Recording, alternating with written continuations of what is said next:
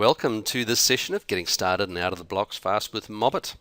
Today I'm going to be taking you through the double opt-in process. So this is the process that enables you to market to your lists with permission and compliance using the double opt-in process. Now this varies between country to country, so for the purpose of this tutorial I'm going to group Australia and New Zealand together, but first we're going to cover the double opt-in process that pertains to users in the United States. So let's get into it. So the process we're just about to take you through does not apply to New Zealand and Australia. For more information about the TCPA compliance and the legislation, you can click on this link here, which is on our website. So there are two conditions where a double opt-in message will be sent to a contact in your MOBIT list or your MOBIT account. First is when someone sends in a keyword to your shortcode. So a keyword could be MOBIT. So you might have a call to action that says text MOBIT to 72,000 for a 21-day free trial. So that's a call to action. If that person texting in that keyword is not already double opted in, they will receive this message here first before they receive your marketing message on the right.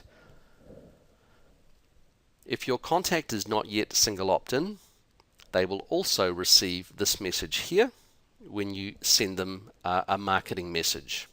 They will only ever receive the double opt-in message once. Assuming they respond yes or click through to the link, they will only receive this once. The first option though is a yes response. So if they reply yes to this message, they will automatically receive a second text message, which is a follow-up or an auto-response marketing message which you have already created in your campaign. This includes the link, of course, to the MBitly landing page, which is automatically generated, which presents the user with the fantastic marketing message that you've created in your MOBIT landing page editor. So that's the yes option. Let's now have a look at the link option. If they click on the link, they are presented then with the double opt-in form. Now this form is provided by MOBIT in your landing page templates. Now there are two reasons why the opt-in form is a really great idea to use. The first is that it outlines in great detail why you are looking to communicate or market to your contact. It provides them with clear instructions as to how many messages they will receive per month and what they can do to unsubscribe. The second reason why the form is good to use is that it provides more information for you to remarket back to that contact. For example, their first and last name, the country in which they reside, and their mobile number, which of course you already know. Now we are not allowed, as per the legislation, to pre-populate that mobile phone number. That must be re-entered by the user. As soon as they submit that form, they are then presented automatically with the MOBIT landing page and your marketing message or communication. This form is provided by way of the MOBIT template. Let me now show you what that looks like.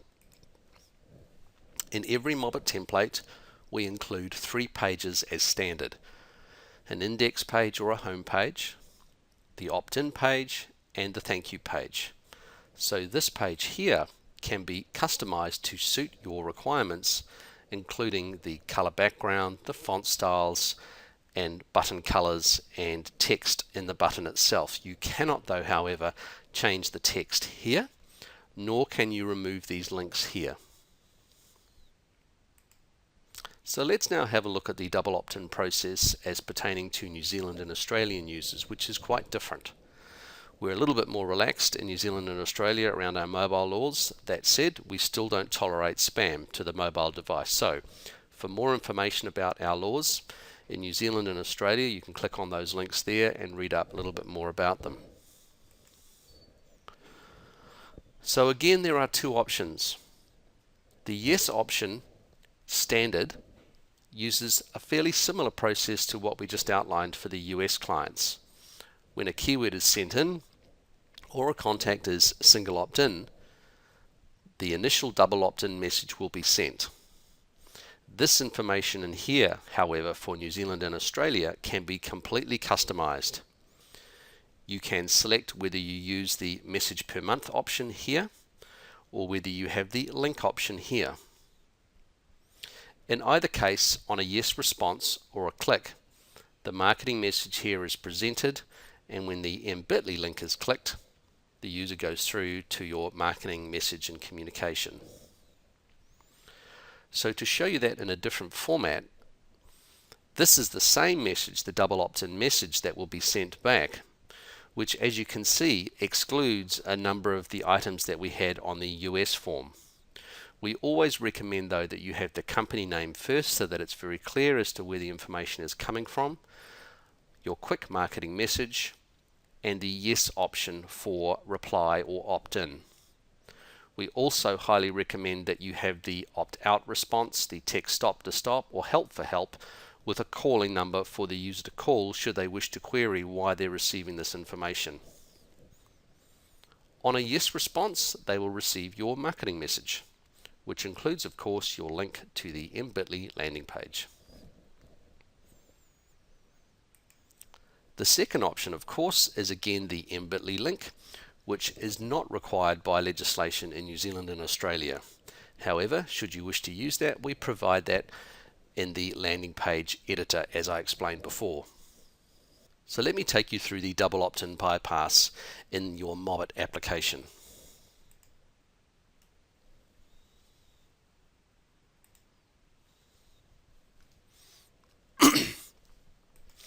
First, let's select from the navigation bar My Settings.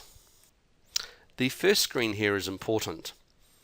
The company name field and the phone field and the email field are the three fields that pull through and merge into your message and certainly the double opt-in form. So it's important when you first set up your account that you have your correct company name there, either a free calling number or your main business line there, and possibly an information email address or a sales email address or even an admin email address as against a personal email address that I have here. The second thing that we are required to do is go through to the SMS settings tab, which first brings up the country. The first country that you will see is the country that you have registered your account in. So in this case I'm showing New Zealand. At this stage, because I have registered in New Zealand, it is showing you my recharge credits, which of course are a lot more expensive than you would expect to see in the United States or Australia. So depending on where you have registered, these numbers, these charges will vary considerably. To demonstrate the opt-in process, let me take you down to the US country option just down here. So just underneath the active keywords pane, you will see the double opt-in process. Once you're happy with the text there that you conform, type in your name, your mobile number, and then send verification code. You'll receive that verification code to your mobile phone as a text message. Then go ahead and type in the verification code just here and then select yes. Once you've done that, that will turn all of your contacts in your MOBIT account to double opt-in status. When that happens, your contacts in your MOBIT account will not receive the double opt-in compliant message. Let's now have a look at the recommended opt-in language for use on your web forms when you are gathering mobile numbers from your audience or list. On the right hand side you'll see a web form here, the content of which is prescribed by the TCPA in the United States. Again, this does not apply to users in New Zealand or Australia. So first name of the person we're looking to capture information from, their last name, which is not required, their country also not required, but what is required is their mobile number, obviously if we're looking to market to them. That mobile number cannot be pre-populated. If you're looking to capture their email address as well for marketing via that channel, then go ahead and add that in. We also need a checkbox which cannot be pre-checked. It must outline what they must do to accept the conditions below. In this case, check the box. The information here is prescribed by the TCPA. You must include this information in your web form. You must also have links to your terms and conditions and privacy policy. feel free to use our terms and conditions, privacy policy and anti-spam policy if you are looking to use your web forms with MOBIT. In Australia and New Zealand, we are not bound by the TCPA guidelines. However, we do have our own anti-spam legislation in both countries. Go ahead and select the fields that you need for your web forms, but we also recommend you tell your audience what you're looking to do with the information that you are gathering. And at all times, let them know that they can unsubscribe at any time. We recommend that you have your privacy policy links and terms and conditions, but it's not required by legislation in either country. Let's now have a look now at the language required for offline advertising, and in this case print advertising. So if we're looking to have people opt into our lists through keyword marketing, such as this ad here, which is text Peter to 99099, we must now include the message below. This is mandatory in the United States for all marketing, all keyword marketing. In Australia and New Zealand it's optional, but it is still best practice, and we do recommend that you use at least some of the information that you see down below here. To end this section, we've provided some helpful information that will be of great use to you. Specifically, there is a best practice mobile marketing guide here, which you can download from the Mobile Marketing Association's website in the United States, and also information pertaining to anti-spam legislation in all 3 countries in which we operate. Finally, before engaging in email or mobile marketing, we always recommend you seek legal advice. Thanks everybody.